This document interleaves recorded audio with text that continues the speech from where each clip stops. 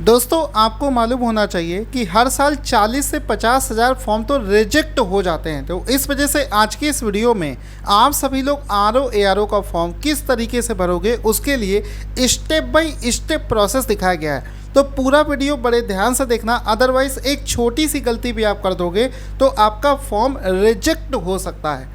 तो शुरू करते हैं। जैसा कि आपने देखा होगा RO की वैकेंसी आ चुकी है और इसमें साफ साफ लिखा है कि आपको इस बार RO का फॉर्म भरने के लिए, जैसे मान लो ये RO का ऑनलाइन फॉर्म है, RO का फॉर्म भरने से पहले आपको एक और फॉर्म भरना है जिसको बोलते हैं OTR। ठीक है, तो ये एक और फॉर्म आपको भरना है OTR। जिन लोगों ने पहले से OTR भर लिया है उनको मिलेगा एक OTR नंबर और उस OTR नंबर का इस्तेमाल करके हम लोग RO का फॉर्म भरेंगे। जिसके पास में, जिन लोगों ने अभी तक OTR नहीं किया है वो लोग भी परेशान ना हो, आपके पास में अभी मौका है।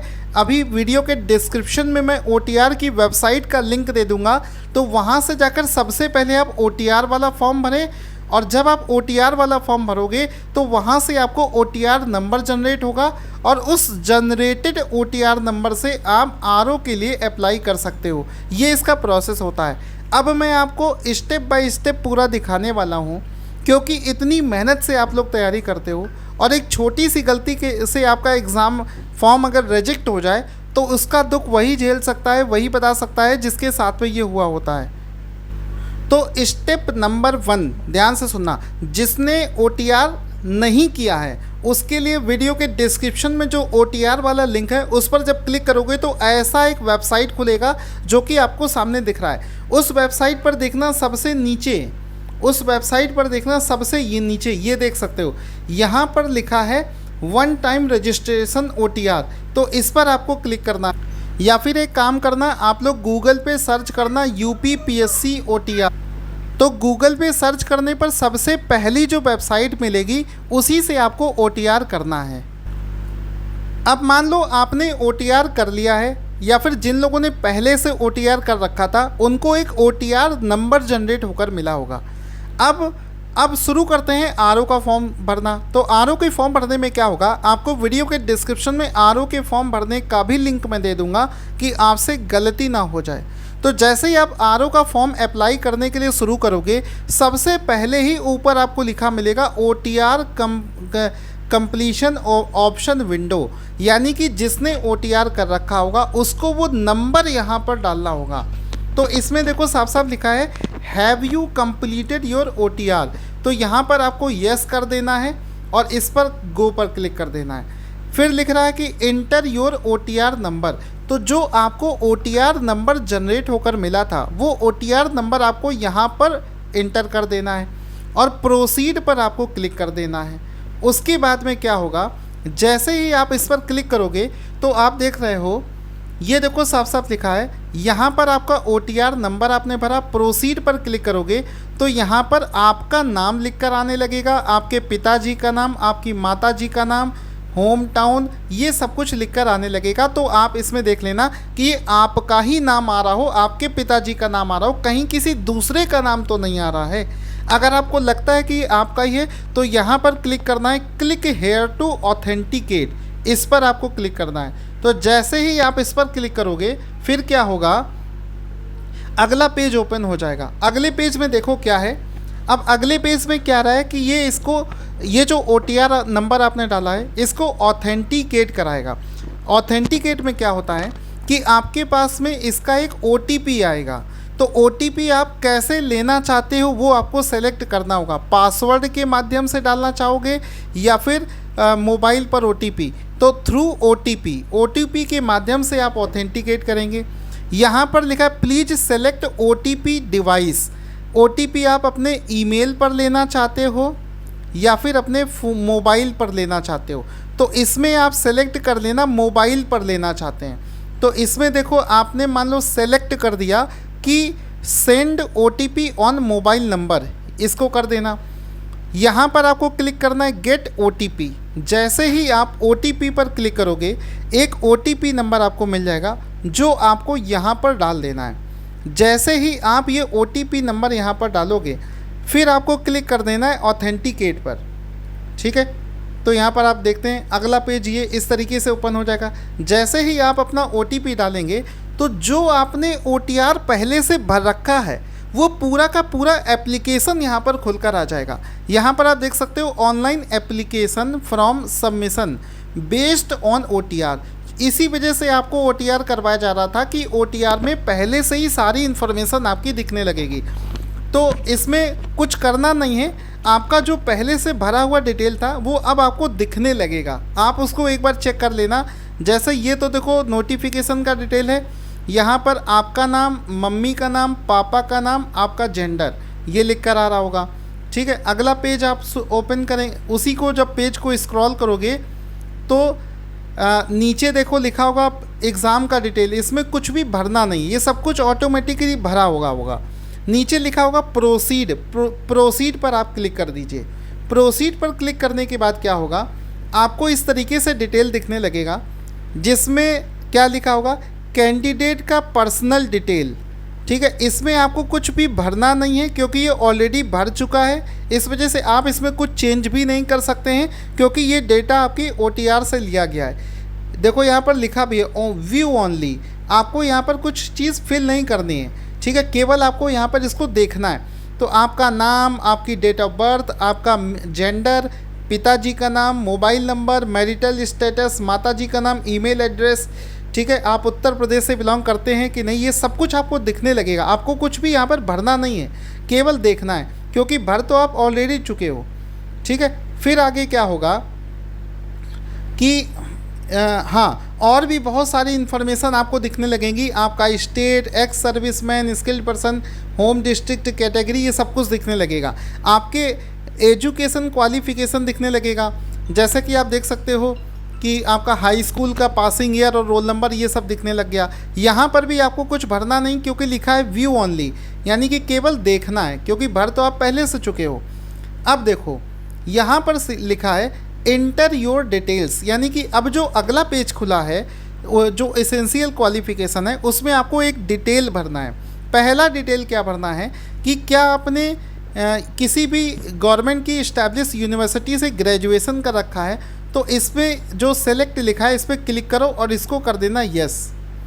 अगर आपके पास में O लेवल है ऑप्शनल तो इसको कर देना है यस। अगर आपने हिंदी में टाइपिंग सीख रखी है तो इसको कर देना यस।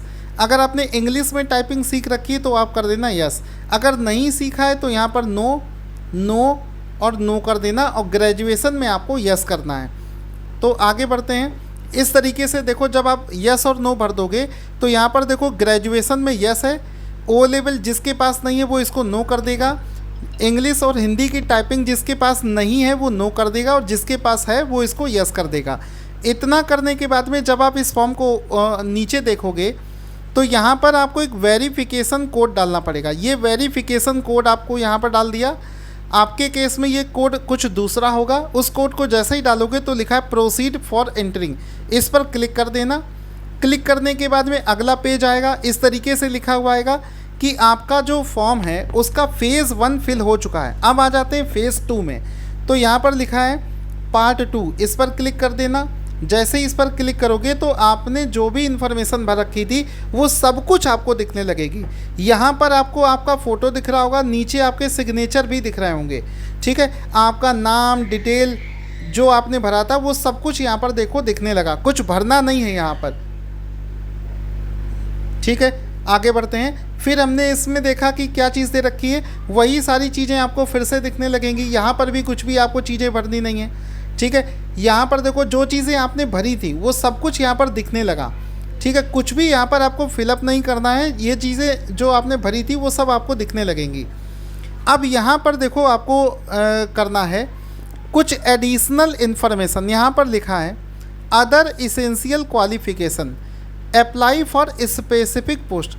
जैसे ROR में 1-2 पोस्ट ऐसी है जो स्पेसिफिक हैं, जैसे कॉमर्स वालों के लिए, किसी बच्चे ने कॉमर्स से डिग्री कर रखी है, अगर वो उसके लिए भी अप्लाई करना चाहता है तो वो ऑप्शन अलग से दे रखा है। इसमें देखो यहाँ पर साफ साफ लिखा है कि अगर आपने कॉमर्स में डिग्री कर रखी है तो फिर यहाँ पर आपको यस कर देना है।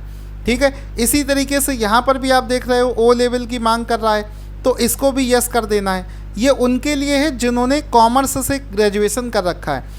तो अगर आपने नहीं कर रखा है तो आप इसको नो कर दें, इसको भी नो कर दें और आगे बढ़ जाएं। अगर आपने कर रखा है तो आप इसको यस कर देंगे। ठीक है, आगे बढ़ते हैं। अब आगे देखो क्या भरने को बोल रहा है कि क्या आपने किसी आर्मी में सर्विस करी है तो यस या नो कर देना। ठीक है, एनसीसी में किया है तो यस या नो कर देना। ठीक है, इतना करने के बाद में आपको फिर से आपका जो एड्रेस है वो दिखने लगेगा। इसमें भी आपको कुछ नहीं भरना है, सब ऐसे ही दिखेगा। ठीक है, यहाँ तक आपने कर लिया। इसके बाद में क्या है कि पूरी इन्फॉर्मेशन जो आपने दिखाई है वो पूरी इन्फॉर्मेशन देखने के बाद में आपको यहाँ पर यस कर देना है कि यस आई हैव एक्सेप्टेड, इसको एक्सेप्ट कर लिया। इसमें यहाँ पर आपको ये वेरिफिकेशन कोड डालकर यहाँ पर प्रीव्यू आ रहा है कि जो भी इन्फॉर्मेशन आपने भरी है उसको प्रीव्यू कर लो, उसको पूरा देख लो कि कहीं वो गलत तो नहीं है। तो उसको आप देखने के लिए इसके बाद में जब आपने प्रीव्यू पर क्लिक किया तो पूरा फॉर्म आपको दिखने लगेगा। उस पूरे फॉर्म को देखने के बाद में सबसे नीचे यहाँ पर आपको टिक कर देना है और यहाँ पर लिखा है submit of application form, submit button पर क्लिक कर देना। सबमिट बटन पर क्लिक करने के बाद में आगे बढ़ोगे तो कुछ इस तरीके से आपको ये दिखने लगेगा। यहाँ पर देखो साफ साफ लिखा है do you want to proceed for payment, यानी कि आपका फॉर्म पूरी तरीके से भर गया है। अब इस फॉर्म की फ़ीस आपको सबमिट करनी है तो इसमें क्या कर देना है, यस कर देना कि यस मैं पैसा जमा करना चाहता हूँ। तो जैसे ही आप यस पर क्लिक करोगे तो कुछ इस तरीके से आपको देखो एप्लीकेशन फॉर्म दिखने लगेगा। ठीक है, यहाँ पर आपको पूरा डिटेल दिखने लगेगा आपका ही है। ठीक है, इसके बाद में आगे बढ़ोगे तो नीचे लिखा होगा प्रोसीड फॉर फीस, इस पर क्लिक कर देना। जैसे ही इस पर क्लिक करोगे तो आपको सारे ऑप्शंस दिखने लगेंगे, net banking, debit card, credit card, UPI, SBI. तो यहाँ पर देखो मान लो आप यूपीआई से पेमेंट कर रहे हो तो यूपीआई पर आप क्लिक कर देना। यूपीआई पर क्लिक करने के बाद में क्यूआर कोड आ जाएगा, उस क्यूआर कोड को स्कैन करके उस पर पेमेंट कर देना। पेमेंट करने के बाद में लिख कर आने लगेगा आपका ट्रांजैक्शन सक्सेसफुल हो गया, ओके लिखा होगा। ओके करने के बाद में अगली स्टेप में आपका पेमेंट जो सक्सेसफुल हो गया था उसकी यहाँ पर रेसिप्ट जनरेट होकर आ जाएगी और रेसिप्ट जनरेट होने के बाद में आपका पूरा डिटेल यहाँ पर दिखने लगेगा जिसका आप प्रिंट ले सकते हैं, प्रिंट कर लेना है। ठीक है, इसको प्रिंट कर लेना या फिर इसको प्रोसीड फॉर फाइनल सबमिशन। इसका प्रिंट लेने के बाद में इस पर क्लिक करना है कि आपको फाइनल सबमिशन पर प्रोसीड कर जाना है। तो इसमें आप देखोगे तो लिखा है click here to proceed. Proceed पर जैसे ही आप क्लिक करोगे तो आपका पूरा फॉर्म सबमिट हो जाएगा, आपको पूरा इन्फॉर्मेशन दिखने लगेगा। और नीचे सबसे देखो यहाँ पर देखो प्रिंट दिस फॉर्म, इसको आप प्रिंट भी कर सकते हो, इसका पीडीएफ बनाकर आप अपने पास में रख भी सकते हो। और इसमें देखो लिखा है accepted, application has been provisionally accepted. जब ये लिख कर आने लगेगा सबसे नीचे, इसका मतलब है कि आपका जो एप्लीकेशन फॉर्म है वो अच्छे तरीके से भर गया है, इसमें कोई दिक्कत नहीं आई है। ठीक है, तो इस तरीके से आपको पूरा फॉर्म भरना है। अगर किसी के मन में कोई डाउट आता है तो वो मुझसे कमेंट बॉक्स में पूछ सकता है। साथ ही साथ में आप सभी लोगों से कहना चाहता हूं कि हमारा पेड बैच स्टार्ट हो चुका है। केवल 100 दिन के अंदर में पूरी तैयारी आपको करवा दी जाएगी। सारे सब्जेक्टों की आपको क्लासेस मिलेगी, प्लस आपको हर एक चीज़ का क्वेश्चंस कराए जाएंगे।